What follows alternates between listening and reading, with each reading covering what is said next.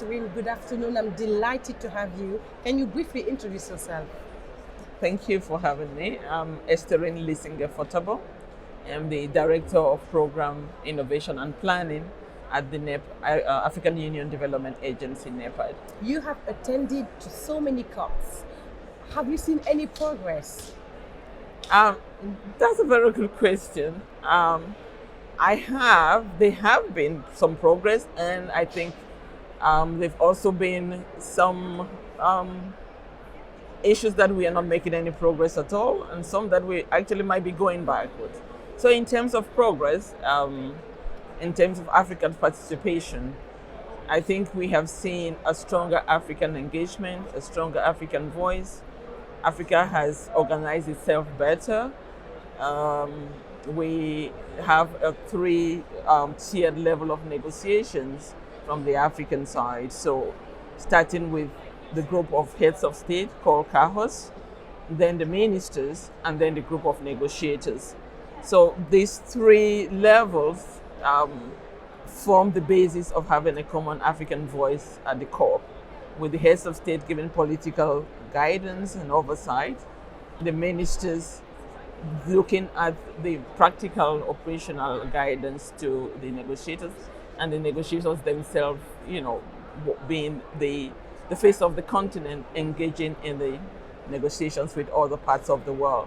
So I think that whole structure has prepared the continent very well in terms of understanding the issues. Of course, the structures, particularly the group of negotiation, is supported by African institutions, including AUD and NEPAD, the African Union Commission, UNECA, and the African Development Bank.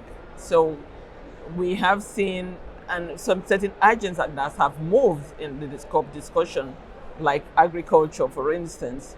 At the beginning, it wasn't an issue there, or adaptation. At the beginning, it wasn't an issue. And this is very much so at this COP. Exactly. So I think it's because of Africa's engagement that particularly the issue of negotiation is given the same importance as the issue of mitigation at the level of the COP. Have you seen the lines moving regarding adaptation and financing? I think we are stalling a little bit on the financing and adaptation. We made progress by recognizing this as an issue and including it, and then we provided for adaptation finance. All of that was progress. And the pledge that was made of $100 billion was progress. But till date, that pledge has not been delivered. So, in a sense, we are stuck there.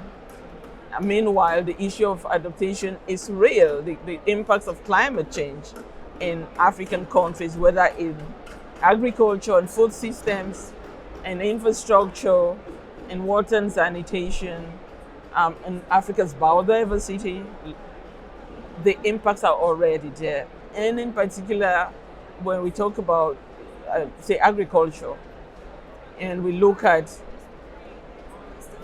the impact it's having on African smallholder farmers, whom, as you know, are majority women, then we start asking the question, what are we waiting for to deliver on this financing?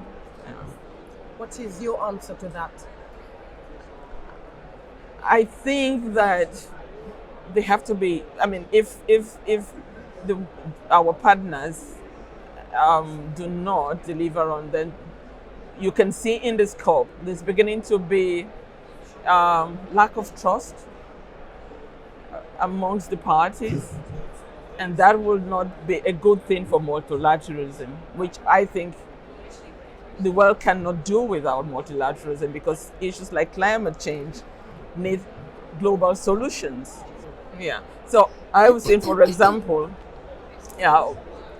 we need a global solution to the climate crisis, because you have cross-border effects, and even cross-continent effects. Because it's only one planet. It's only one planet. So what is happening, say, in Cameroon, managing their forest resources, will have an impact in Central African Republic, Gabon, or Congo. Likewise, what is happening in Southeast Asia, if there's a significant flood that affects the production of rice in a Southeast Asian country, a country like, for instance, Senegal, that imports a significant amount of rice from this region will be impacted in terms of the high cost because of the shortage of rice. So you cannot treat this as a problem just for one country. Isolated. It cannot be isolated. So multilateralism is important, and confidence has to be restored in multilateralism. Therefore, the commitments that has been made by developed countries towards providing adaptation finance should be met. Thank you so much for your insights. Thank you. Thank you very much. Yeah.